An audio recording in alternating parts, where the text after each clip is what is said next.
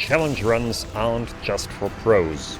I'm a dad of two, not a speedrunner, but I'm taking on the Dark Souls Soul Level 1 challenge run to prove that discipline beats talent. If you want to see the struggle behind the Git Good, you're in the right place.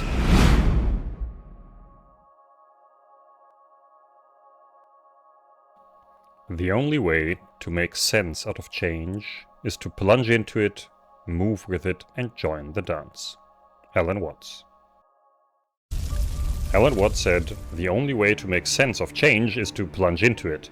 Episode 1 was a false start. Level 5 was an unintended shortcut, let's say. While I worked 10 years as a startup CEO, I learned that building on a shaky foundation always leads to collapse. Whether it's at work or in a relationship. So we delete the ego.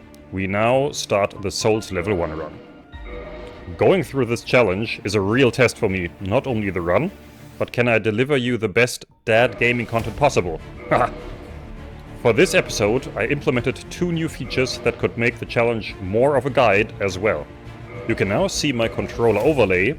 I hope that might be of interest in some situations, whether understanding my overworked dad move and fails, or hopefully also happening some boss moves. So welcome to the second episode.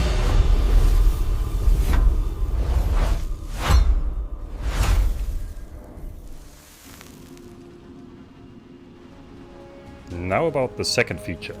When going into this run, I followed some online guides concerning some best practices, but learned quickly that the long blocks of text and playing such a run for the first time are 2 different pairs of shoes. So therefore, I set up my own match plan, so let's see what we need to tackle to get good during our SL1 run in this episode. The first item on the list is that we need to do the hard reset up to the Taurus Demon. That means starting as the Pyromancer class, which is the only level 1 class available, and not with level 5 as we accidentally did in the last episode. The next item is we need to get the right gear. We are going for the reinforced club or clubs, because probably we'll be buying 2 or 3, and since we want to do a lot of parries, we can use the target shield. Then we need to fetch the basement key a bit later in the Undead Parish, which is vital for getting access to the depths and also the large ember to upgrade our weapons to +10 a bit later on. And to be able to do this, we need to reach Andre, which is the core goal of this episode, because if we want to fight the gargoyles, we must have a +5 weapon equipped. So, I would say, let's go. So if you watch closely, I now chose the level 1 Pyromancer and chose the master key, which will help us later on. But even though I have the Pyromancer class, I will not be using Pyromancies during this run, since I read that this seems to be almost too easy, since the Pyromancies are not scaling with levels, so you can get OP just having low health. And since I want to challenge myself next to everyday life, and some might say that attempting an SL1 run as a busy dad is gluttony for punishment, but I have never been one for the path of least resistance. Is this still healthy? I don't know, but now let's fight the Taurus Demon. And again, when you think you have it all under control... First blood! I died to the Taurus Demon. But yeah, second try will hopefully work now. Just stay behind him, hit his back, and he's gone. Yoo-hoo! But now off to Filing Shrine. Who doesn't love this cozy feeling? Maybe I will bring out some Filing Shrine meditation videos out soon. Let's see. But now, I think we need to quickly run through the Undead Burg. I don't want you to bore you, therefore super fast forward, but important to see what happens if you train. In the Undead Burg, I'm practicing discipline, learning. Parrying every enemy isn't fast, but it forces presence. No thoughts about anything else, just the rhythm of the shield and the deeply satisfying riposte. I love them so much. It is a dance that is so satisfying. If you watched episode 1, you know the 16 enemy run, and here I did this with only taking 1 hit from a jumping attack and 1 arrow. Learning really seems to work. Since I love parrying so much, would you be interested in a beginner to advanced and advanced to pro parry guide? Then leave a comment and I will see what I can do. Now back to the run. Don't forget to pick up this crossbow, which is in a house we already passed, which might come in handy a bit later. Well now, You seem to have your wits about Now you. off to the Undead Think you Merchant are a to real buy true our customer. gear. I trade for I just sale. love this little dude. Everything's for sale. Okay, so a residence key for the pine resin. Then I thought maybe going for a dagger because of the critical damage multiplier. Then obviously 2 reinforced clubs. And I think for aiming later it could be relevant to buy the short bow, even though we cannot handle it with our stats. The heater shield could come in handy, and for parrying the buckler. And the rest of the souls for the arrows. Thank This you, means we can kind. check off the first item Mission on our list. accomplished. So if you're into it, you can kill some further hollows, and I think there's some garbage we can pick up. But what I really love is, I noticed never before, what is this awesome scene? Those 4 dudes hanging there, nothing better to do. I love it. Okay, but now to our most loved enemy, the Black Knight. What you can see here now with the controller overlay, the exact second I'm parrying.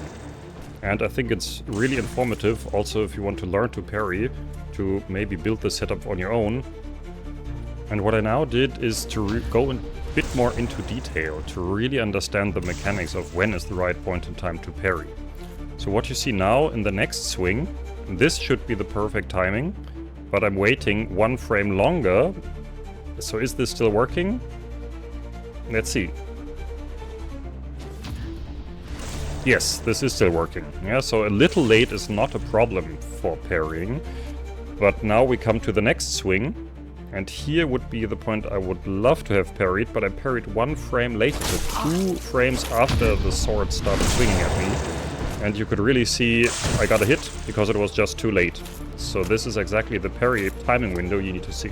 But overall, I think it was pretty good with the small dagger. It takes some parry practices, but we made it. And now finally the Taurus Demon. Jumping down, I definitely missed and really failed with the plunge attack. So yeah, let's back off a little and give him some room. So we just take this very slowly with the pine resin. We don't need that many hits. Another fail, not hitting him properly. But here's the first one. And just backing off after every hit. And it shouldn't be too difficult. And I'll definitely doing the jumping attack. So yeah, to be really close to him. And now I just stay very close to him to get beneath his legs and behind him. Stunned, then he doesn't do anything, you can just finish him off. But what is happening here? If you saw this, if you look very closely, I got hit by his legs or the back of his hammer. Monster kill. Hitboxes are a topic of its own.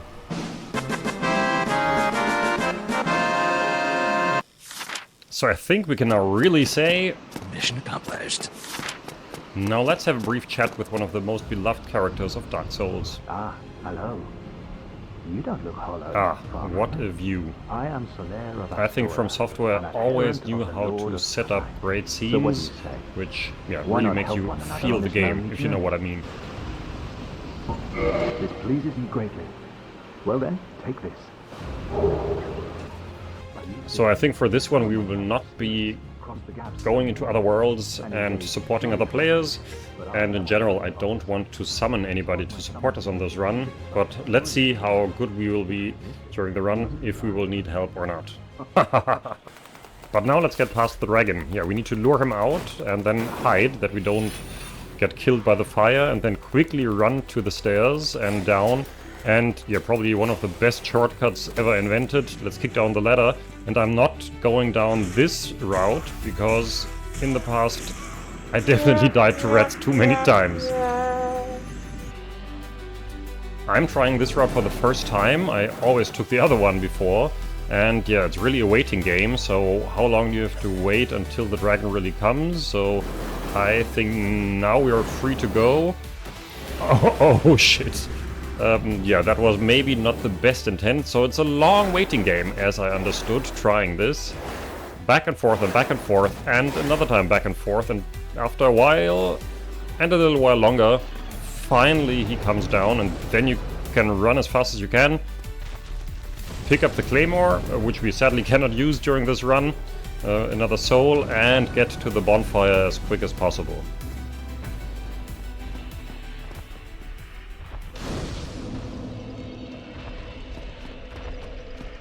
When visiting this area, I also for the first time now saw that there are some hidden hollows here. The dragon is quite close to us, and what an epic scene. So lovely. Some time to rest during a challenge run. But now let's go. We are off to the Undead Parish and we have a lot of interesting enemies in front of us. These soldiers here, which we already know how to parry. But also the Boulder Knights and a Black Knight up on this tower. So we are running up here and have some interesting attacks we can also parry. A deep breath and let's go. Directly getting attacked with this upfront attack and 2 parries with a great club here. Probably I could have used the dagger as well, but for now it seems to work. We're landing the next parry. 231 damage. Wow, that was a quick one. So that wasn't as hard as expected.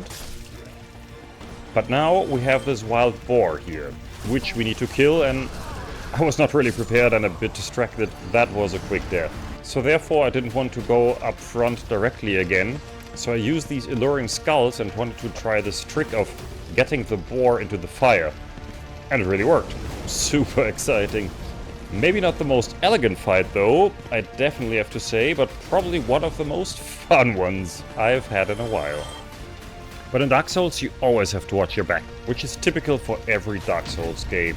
You never know what's behind you. You always have to have the attention raised to the max level. It's just like having kids around you. You never know what's going to happen in the next second. So here we need to have another skull to get the boar into the fire, roast it, and it burns. It burns, burns, burns. That boar in fire. That boar in fire. Sorry for the bad dad jokes once in a while. Now don't forget to pick up this mystery key, which we will need for the Ring of Favor and Protection a bit later. And now we are facing the Boulder Knights for the first time. How good are we with level 1? So they don't kill us with a one-shot. But we definitely need to be careful. Here I'm out of Estus. So let's see if we can land one great parry. That definitely worked. Great. Sadly, we are not one-shotting them with a single riposte with the dagger. Maybe the reinforced club. Ooh, another one is nasty now. Okay, I'm going for the safe one. A stab in the back. Last second save! Okay, this is one of the most challenging situations I can still remember from my first Dark Souls playthrough, when you don't know anything about the game yet, because both enemies at once are really hard to handle and quite nasty. Trying to get just one of them, catch them off guard.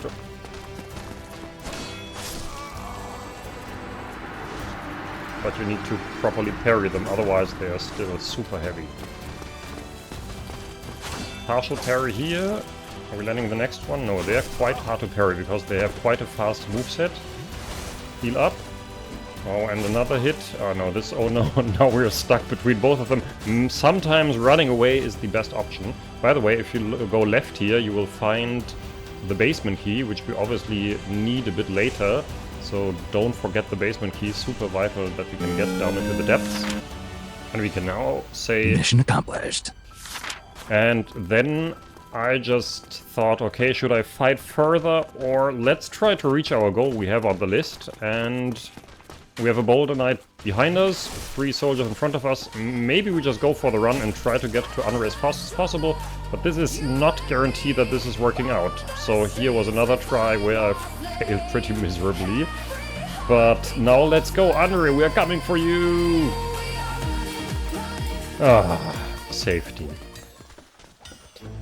Really cool. In an SL1 run, getting to this bonfire really feels like safety again.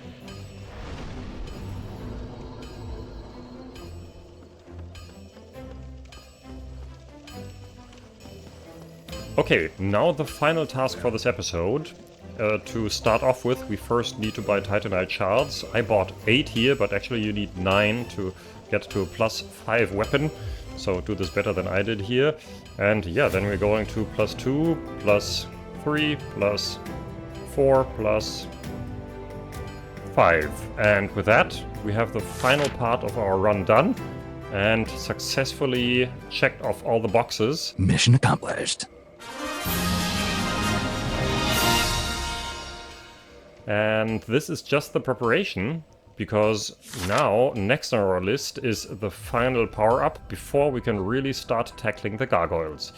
So if you had fun watching this episode, I'm super happy to see you again for episode 3. Leave a like, please subscribe, comments. As always, this is a very new channel. I'm happy for every interaction. And yeah, see you in the next one. Bye bye.